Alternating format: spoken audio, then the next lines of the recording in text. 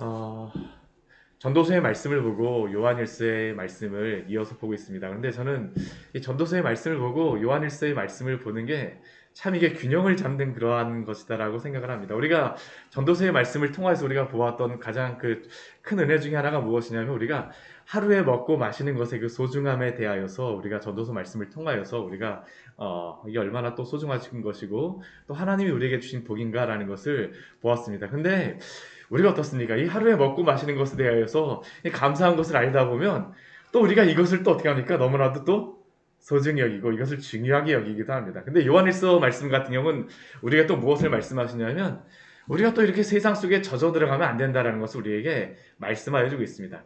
우리 요한일서의 말씀을 보게 되면 지금 사실은 계속적으로 반복되어지는 그런 말씀이 있는데 세 가지의 시금석에 대하여서 우리에게 말씀하고 있습니다. 우리가 구원의 확신을 가질 때에 그냥 뭐 내가 예수님 믿었습니다 하고 나서 그 마음의 확신 그것을 이야기하는 것보다는 이 구원의 요한일서에서 말씀하는 이 구원의 확신은 우리가 참된 성도, 그 구원받은 성도로 가게 되면 그 삶에서 어떠한 시금석들이 나타나야 되는가라는 것에 대하여서 우리에게 알려주고 그 안에 거할 것을 권면하는 말씀이 또 믿음으로 살아갈 것을 말씀하는 것이 바로 이 요한일서의 말씀입니다. 그러면서 이 세 가지의 그 시금석이 우리의 삶에서 의로운 삶의 행위, 거룩한 삶의 그러한 모습이 드러날 것을 우리에게 계속적으로 권면하고 있고 어제 말씀에서 바로 우리에게 그것을 말씀했습니다. 우리가 죄를 범하면서 사는 것이 아니라 그러한 자가 하나님께 속한 자가 아니라 하나님의 자녀가 아니라 하나님의 자녀는 거룩한 자, 의로운 삶, 하나님의 계명을 따라서 순종하며 그 믿음으로 살아가는 자가 바로 하나님의 백성이라는 것을 우리에게 말씀합니다. 또 오늘 우리에게 말씀하는 것은 하나님의 참된 백성은 또한 형제를 사랑하는 자가 하나님의 백성이라는 것을, 하나님의 자녀라는 것을 우리에게 권면합니다. 그리고 이제 오늘 금요일 금요 기도회 때 우리가 볼 말씀은, 우리가 그 진리 안에 거하는 것, 특별히 예수 그리스도를 믿는 그 복음의 진리 안에 거하는 것이, 이 안에 거하며 살아가는 것이 하나님의 자녀되었다라는 것을 말씀합니다. 오늘은 두 번째, 형제를 사랑하며 살아가는 것이 바로 하나님의 자녀가 된 그 시금석임을 우리에게 말씀합니다. 이것이 반드시 드러나야 된다는 것이죠. 오늘 13절 말씀을 보게 되면 이렇게 시작합니다. 형제들아, 형제들아. 여기에 형제라고 하는 것은 그냥 사도 요한이 의미 없이 사용하는 그러한 단어가 아닙니다. 그냥 호칭이 아닙니다. 그냥 형제들아 하면서 모든 세상 사람을 향하여서 형제들아라고 이야기하는 것이 아닙니다. 누가 형제가 되었냐라는 게 굉장히 중요합니다. 누가 형제입니까? 하나님 안에서 자녀된 자들이 바로 형제라는 것입니다. 앞에 말씀으로 하게 되면 거룩한 삶, 예수 그리스도의 그 형상을 따라서 의로운 삶을 살아가는 자들, 그러므로 말미암아 그 하나님의 자녀된 그러한 표징이 드러나는 자들에게 형제들아라고 이야기합니다. 그렇게 해서 우리가 구원받았다는 것은 아니지만 구원받은 성도에게는 바로 그러한 표징이 드러나야 된다는 것이죠. 오늘도 이야기합니다.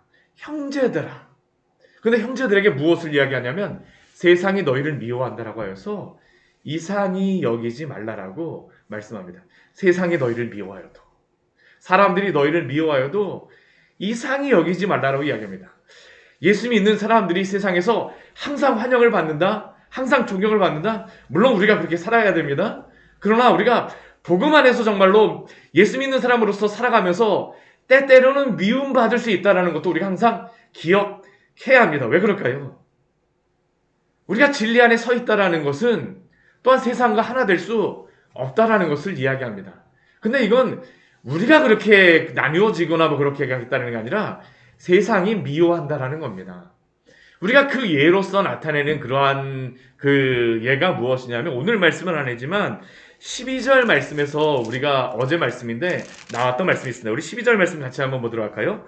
가인같이 하지 말라. 그는 악한 자에게 속하여 그 아우를 죽였으니 어떤 이유로 죽였느냐? 자기의 행위는 악하고 그의 아우의 행위는 의로움이라. 아멘. 우리 여기에 보게 되면 이 가인이 그 자신의 그 아우인 아벨을 죽인 것에 대하여서 말을 합니다. 가인과 아벨은 어떠한 사이입니까? 형제 사이입니다. 근데 이 12절 말씀에 보게 되면 형제라고 이야기를 하진 않아요. 가인이 그 아우 아벨을 죽였다라고 이야기를 하죠. 왜 그렇습니까? 서로 속한 곳이 다르다라는 겁니다. 가인은 세상에 속하였고 하나님을 대적하는 곳에 속하였고 마귀에게 속하였고, 아벨은 하나님의 자녀에 속하였다라는 것이죠. 왜 가인이 아벨을 추격했습니까? 미워함이 있었다라는 겁니다. 하나님의 백성인 아벨을 미워하였다라는 것이죠. 그렇기 때문에 그 가인이 아벨을 죽였음을 말합니다. 그러면 하나님께 속한 자들 안에는 무엇이 있어야 될까요? 사랑함이 있어야 됩니다. 오늘 14절 말씀에 그래서 사도 요한은 우리에게 이렇게 말씀합니다. 우리는 형제를 사랑함으로 사망에서 옮겨 생명으로 들어간 줄 알거니와. 형제를 사랑함으로 사망에서 옮겨 생명으로 들어간 줄 알거니와. 가인이 아벨을 죽인 그러한 것은 왜 죽였을까요? 미워하였기 때문입니다. 그 마음속에 미움이 가득하였기 때문이죠. 그러나 하나님의 자녀된 자들은 그 안에서 무엇이 있습니까? 사랑함이 있습니다. 형제를 사랑한다라는 것이죠. 오늘 이 요한 1서의 이 상황은 교회 안에서 거짓 이단들이 들어와서 여러 가지 문제를 일으키는 겁니다. 근데 그 거짓 이단들이 어떤 일들을 벌이고 있는 거냐 하면 하나님의 교회 안에 속한 그러한 형제들을 미워하는 그러한 부분들이 나타나고 있다는 겁니다. 근데 하나님의 백성들은, 하나님의 자녀된 자들은 사랑한다라는 겁니다. 왜 사랑할까요? 사랑함으로 사망에서 생명으로 옮겨갔다는데, 사랑함으로 우리가 구원을 받는 것입니까? 아닙니다. 우리가 이미 구원을 받았기 때문에, 하나님의 자녀가 되었기 때문에 형제를 사랑하게 된 줄 믿으시기 바랍니다. 본질이 바뀌었기 때문입니다. 우리가 왜 형제를 사랑합니까? 여기에서 형제 사랑이라고 하는 것은, 여기에서 사랑이라고 하는 것은 세상의 모든 것들을 다 사랑하는 것이 아닙니다. 우리가 세상에서 우리의 욕심을 위해서 먹고 마시고 그러한 것들을 하는 그러한 사람들을 마음껏 사랑하며 살아가라는 것이 아닙니다. 여기에서 말하는 형제 사랑은 누굽니까? 하나님 안에서 거듭난 그러한 성도들, 하나님이 함께 그 하나님의 나라를 향해서 걸어가는 그러한 지체들을 사랑하라고 얘기합니다. 왜요? 한 형제 되었기 때문입니다. 함께 거듭난 하나님의 자녀가 되지 않았으면 하나님의 백성들을 사랑할 하등의 이유가 없죠. 거듭났기 때문에, 하나님의 자녀가 되었기 때문에 사랑함이 그 삶 속에서 나타나고 드러날 수밖에 없다라는 것입니다. 그렇기 때문에 형제 사랑은 우리가 구원받았음에 대한 무엇이 될까요? 시금석이 되었다라는 겁니다. 우리가 교회 안에서 당연히 사랑해야 됩니다. 우리가 항상 교회 안에 속하여 있는 우리의 지체들을 미워하고 원망하고 불평하고 있다. 그러면 우리의 신앙에 대하여서 점검해 보라라고 요한 1서는 우리에게 말씀하고 있습니다. 우리는 어떻게 합니까? 우리의 삶을 어떻게 합니까? 형제를 사랑하며 살아가고 계십니까? 우리의 삶에 대해서 점검하여 보십시오. 우리 14절 뒤에 말씀에 보면 그래서 이렇게 말씀합니다. 사랑하지 아니하는 자는 무엇에 머물러 있습니까? 사망에 머물러 있다라고 이야기를 하죠. 사랑하지 않는 그러한 이유는 사망에 머물러 있기 때문에, 아직까지 너희가 이 세상에 머물러 있는 것이 아니냐라고 질문하는 것입니다. 우리 15절 말씀에 보면 무엇이라고 말씀합니까? 우리 15절 말씀 같이 한번 읽어볼까요? 그 형제를 미워하는 자마다 살인하는 자니 살인하는 자마다 영생이 그 속에 거하지 아니하는 것을 너희가 아는 바라. 그 형제를 미워하는 자마다 살인하는 자니 라고 말씀하고 있습니다. 우리가 아까 보았던 가인과 아벨이 형제가 아닙니까? 혈육적으로 보기에는 우리가 그 혈통으로 보면 형제입니다. 그런데 왜 가인이 아벨을 죽입니까? 영적으로 보게 되면 형제가 아니라는 것이죠. 그런데 그가 살인함으로 살인자가 되었습니까? 아니요. 그가 살인한 이유는 무엇이라고 이야기하냐면 미움으로부터 그 살인이 일어난다라고 말씀하고 있습니다. 그가 살인자가 되어진 이유는 그 시작이 바로 미움으로부터 시작한다는 것이죠. 한 형제된 교회 안에서, 우리가 지체 안에서 미워하고 원망하는 것은 살인하는 자와 동일하다라고 우리에게 말씀하고 있는 것입니다. 예수님께서도 우리에게 무엇이라고 말씀하십니까? 마태복음 5장 21절과 22절 말씀에 보면 우리에게 이렇게 말씀하시죠. 우리 말씀 같이 한번 찾아볼까요? 우리 마태복음 5장 21절과 22절의 말씀입니다. 마태복음 5장 21절, 22절 말씀입니다. 우리 마태복음 5, 6, 7장 말씀은 산상수훈 말씀이라고 우리가 보통 이야기하죠. 산상수훈 말씀은 예수님께서 다시 한번 율법을 재정의해 주신 말씀입니다. 우리 마태복음 5장 21절, 우리 22절 말씀을 보게 되면 살인에 대한 말씀을 하시는데 그 의미가 무엇인가 우리에게 말씀하세요. 우리 같이 한번 읽어볼까요? 옛사람에게 말한 바 살인하지 말라. 누구든지 살인하면 심판을 받게 되리라 하였다는 것을 너희가 들었으나 나는 너희에게 이르노니 형제에게 노하는 자마다 심판을 받게 되고 형제를 대하여 나가라 하는 자는 공회에 잡혀가게 되고 미련한 놈이라 하는 자는 지옥불에 들어가게 되리라. 아멘. 이것은 살인이 단순히 살인하는 행위가 문제가 아니라 그 미워하는 마음이 문제라는 것을 우리에게 말씀하고 계시는 것입니다. 그 뒤에 보게 되면 살인뿐만 아니라 간음, 도둑질, 거짓말 등 우리의 모든 죄악은 결국 우리의 마음으로부터 시작됨을 예수님께서는 말씀하셨습니다. 마귀에게 속한 자는, 세상에 속한 자는 여전히 이러한 마음과 생각에 사로잡혀 있을 수밖에 없다라고 우리에게 사도 요한은 우리에게 전하고 있죠. 말씀하고 있습니다. 그런데 곰곰이 생각해 보면 모든 사람 어떻습니까? 사실은 다 죄인이요 하나님을 대적하며 미워하는 자였습니다. 그런데 어떻게 형제를 사랑하게 되어집니까? 그 사랑은 어디로부터 시작되게 될까요? 우리 오늘 요한일서 우리 3장 16절 말씀해 보게 되면 그 사랑의 출처를 우리에게 이렇게 말씀하죠. 그가 우리를 위하여 목숨을 버리셨으니. 그가 우리를 위하여 목숨을 버리셨으니. 우리가 이로써 사랑을 알고. 사실 우리도 사랑 없는 자였습니다. 미워하는 자였습니다. 그러나 어떻게 우리가 사랑하는 자가 되어질 수가 있습니까?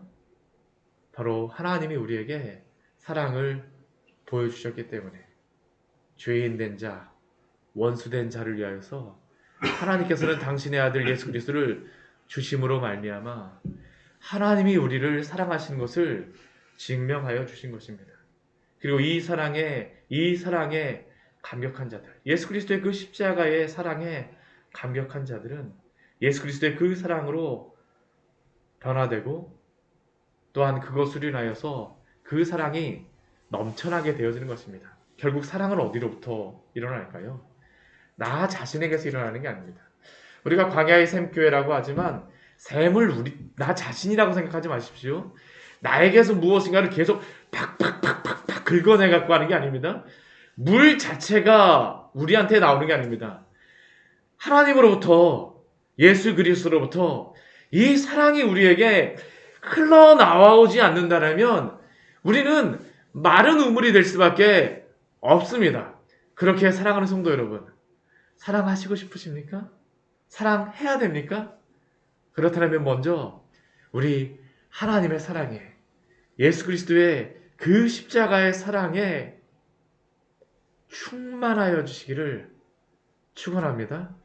그 소망함이 있어야 됩니다. 우리의 사랑은 우리로부터 나오지 않습니다. 내가 사랑해야 되겠다? 아닙니다. 내가 사랑해야 되겠다라고 하게 되면 나를 정죄하고 있어요. 나를 왜 사랑하지 못해? 이제 바로 이어서 이제 사도 요한이 그것을 이야기하는데 사랑은 우리 주님으로부터 우리가 얻게 되어지는 것입니다. 그러니까 그 결과로서 무엇이 나타납니까?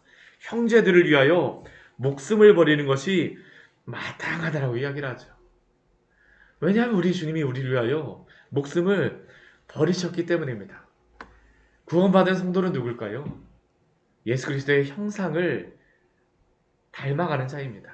그리스도가 우리를 위하여 십자가에 달려 죽으셨듯이 그 사랑을 아는 자들은 나를 죽여서 나를 날마다 쳐서 복종시킴으로 말미암아 또 이 사랑을 드러냅니다. 우리 주님이 우리에게 그 사랑을 주시기 때문입니다. 우리 18절 말씀 같이 한번 읽어보겠습니다. 자녀들아 우리가 말과 혀로만 사랑하지 말고 행함과 진실함으로 하자. 사랑하는 성도 여러분, 말과 혀로만 사랑하지 말고 행함과 진실함으로 사랑하십시오. 오늘 저희가 크리스마스 마켓을 하게 되어지는데 어찌 보면 저희가 이 사랑을 나눌 수 있는 귀한 그러한 통로가 되어줄 수 있지 않겠습니까? 그렇죠? 안 믿는 자들에게 또 이것을 우리가 그 사랑을 전하는 것도 중요하겠지만 또 우리가 이 자리에 함께 참여하고 함께 기도하는 것이 이것이 또한 사랑을 나누는 것입니다. 제가 이 주일날 이것을 광고에 대해서 굉장히 열심히 광고를 했는데 바로 이것 때문입니다. 우리가 함께 함으로 사실은 우리 안에 사랑이 넘쳐나게 됩니다. 함께 기도하고 함께 그 마음을 다하고 수고하세요. 말 한마디라도 열심히 하셨습니다. 얼마나 기뻐요 하면서 함께 즐거워하는 것 이게 바로 그 안에서 사랑이 넘치는 것이죠.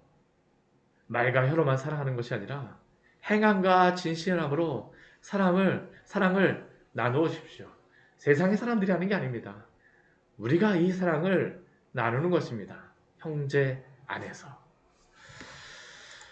이 말씀을 하고 나서 우리가 19절, 20절 말씀을 보게 되면 한 가지의 그러한 말씀을 합니다. 그게 무엇이냐 하면 오늘 19절 말씀을 보게 되면 이로써 우리가 진리에 속한 줄 알고 또 우리 마음을 주 앞에서 굳세게 하리니 이는 우리 마음이 혹 우리를 책망할 일이 있어도 하나님은 우리의 마음보다 크시고 모든 것을 아시기 때문이라 라고 말씀합니다. 우리 20절 말씀에 보게 되면 책망이라는 게 나오고요. 21절 말씀에도 보게 되면 우리 마음이 우리를 책망한다라는 게 나옵니다. 왜 이 책망한다는 말씀이 나올까요? 방금 전에 제가 이 말씀을 드리지만 이 거룩함에 대한 이 부분을 가지고 우리가 말씀을 생각해 보게 되고 이 사랑함에 대한 이 말씀을 생각해 보게 되면 우리는 어떠한 자입니까? 하나님의 백성으로서 거룩하게 살아가야 되고 또한 사랑하며 이 열매가 드러나야 되는데 곰곰이 생각해 보게 되면 사실 우리가 그렇지 못한 부분이 얼마나 많습니까? 우리가 책망하며 자책하는 것들이 있게 되죠. 필요합니다. 이러한 것을 통해서 우리가 무엇을 하게 될까요? 하나님 앞에 회개하게 되어지죠. 그러나 이것을 통하여서 또한 마귀는 무엇을 하냐면 우리의 영혼이 죽을 때까지 계속 정죄하고 책망하는 일들도 일어날 수가 있기 때문입니다. 그렇기 때문에 사도 요한은 이 말씀을 듣는 성도들에게 만약 그렇게 자책하며 책망하는 그러한 것이 있게 되면 그 안에서도 구원의 확신을 얻을 수 있는 그러한 그 말씀을 줍니다. 우리가 그러한 자책하고 책망하는 가운데에서 우리가 힘을 얻을 수 있는 중요한 것이 무엇일까요? 그것은 바로 진리 안에 속하는 것입니다. 우리 19절 말씀에 그것을 이야기합니다. 이로써 우리가 진리에 속한 줄을 알고 우리가 이렇게 살아감으로써 우리가 또한 하지만 또한 하나님의 말씀을 우리가 굳게 붙잡음으로 말미암아 또 우리가 진리 안에 서 있다는 것을 알게 되어집니다. 때는 우리가 행함으로 그렇게 드러나지 못할 때 우리의 마음에 책망이 있게 되면 우리가 할 수 있는 것은 무엇일까요? 아무나 그런 책망을 또 받는 것이 아닙니다. 우리가 형제를 사랑하지 못하는 것들, 우리의 교회 안에 있는 교우를 사랑하지 못하는 것들은 세상의 사람들은 이것을 걱정할 이유가 없습니다. 누가 이것을 걱정할까요? 하나님의 백성들이 걱정하게 되어지죠. 하나님의 백성이 걱정하게 되어집니다. 이러한 것들을 통해서 우리가 또한 진리 안에 속한 줄을 알라라는 것입니다. 말씀을 가지고 주 앞에서 굳게 서 있으라라고 말씀하였습니다. 누가 이것을 아십니까? 하나님이 아십니다. 우리 20절 뒤에 말씀해 보게 되면 하나님은 우리 마음보다 크시고 모든 것을 아시기 때문이라. 때로는 여러 가지 상황을 통해서 우리가 이러한 것들을 제대로 행하지 못하고 우리가 죄악을 범할 때도 있습니다. 그러나 그러한 때 주님 앞에 회개하며 나아가십시오. 주님, 나의 그러한 죄악을 아시지요. 주님, 나의 죄악을 용서하여 주시옵소서. 왜 그렇습니까? 우리 주님께서 우리의 마음을 아시기 때문입니다. 아시기 때문입니다. 그러나 우리가 이러한 그 앞에 여러 가지 시금석들을 가지고 우리가 주 앞에 이렇게 책망할 것 없이 서 있게 되면 얻게 되는 두 가지의 큰 유익이 있습니다. 첫 번째 것이 무엇일까요? 우리 21절 우리 말씀 같이 한번 읽어보도록 하겠습니다. 사랑하는 자들아, 만일 우리 마음이 우리를 책망할 것이 없으면 하나님 앞에서 담대함을 얻고, 우리가 정말로 하나님 앞에서 거룩하게 살아가고요, 사랑하는 그러한 삶을 살아가게 되면 우리의 마음속에 무엇이 있을까요? 내가 하나님 앞에서 살아가고 있습니다라는 그런 담대함이 우리의 마음속에 있게 되어집니다. 아이들 한번 보십시오. 저도 저희 딸들 키우다 보면 100가지 일을 막 하다 보면 99가지 아무리 잘못한 일을 했어도요, 한 가지 정말로 내가 아빠나 엄마 마음을 기쁘게 했다라고 하게 되면 어떻게 할까요? 옷에다가 온통 검정칠을 다 했는데 내가 엄마가 이빨 닦으라 그래갖고 이빨 막 닦는 그걸 하라고 해갖고 칫솔 가지고서 막 이빨 닦을 때 어디 와서 합니까? 엄마 앞에서 막 합니다. 아빠 앞에서 합니다. 왜 그럴까요? 내가 하고 있다라는 겁니다. 하고 있다라는 것이죠.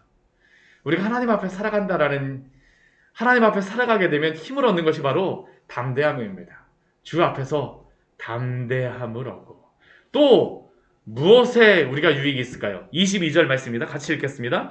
무엇이든지 구하는 바를 그에게서 받나니 이는 우리가 그의 계명을 지키고 그 앞에서 기뻐하시는 것을 행함이니라. 아멘. 우리가 무슨 유익이 있습니까? 주님 앞에 마음껏 구하게 됩니다. 마음껏 기도하게 되어져요. 우리가 주님 앞에 마음껏 기도하게 되어져요. 주님께서 또 거기에 대해서 응답하여 주십니다. 왜 응답하여 주시겠습니까? 우리가 하나님의 말씀에 따라서 기도하고 하나님이 기뻐하시는 것을 구한다면 하나님이 거기에 대해서 응답하시지 않으실 이유가 없습니다. 그렇게 우리가 기도하는 대로 하나님이 응답하여 준다라고, 무엇이든지 구하는 바를 그에게 받는다라고 말씀하십니다. 우리가 하나님 앞에 살아가십시오. 하나님 앞에 사랑함으로 행하십시오. 그럴 때 오늘 하루도 주 안에서 담대하게 살아갈 줄 믿습니다. 또한 주님 앞에 기도할 때에 우리의 기도에 응답하여 주실 줄 믿습니다. 우리의 것을 구하는 것이 아니라 주님의 것을 구하는 것이기 때문입니다. 같이 기도하기로 합니다. 주여, 오늘 하루 주님의 뜻 안에서 이러한 담대한 마음으로 주 앞에 기도하며 나아가오니 우리가 우리를 기쁘게 하는 것이 아니라, 우리의 이기적인 욕망을 채우는 것이 아니라 우리의 형제를 사랑하며 주의 계명에 따라 순종하는 사람이 되게 하여 주시옵소서. 같이 기도하시겠습니다. 하나님 아버지, 오늘 말씀을 통하여 우리에게 귀한 은혜 주시니 감사를 드립니다. 우리는 정말로 주님을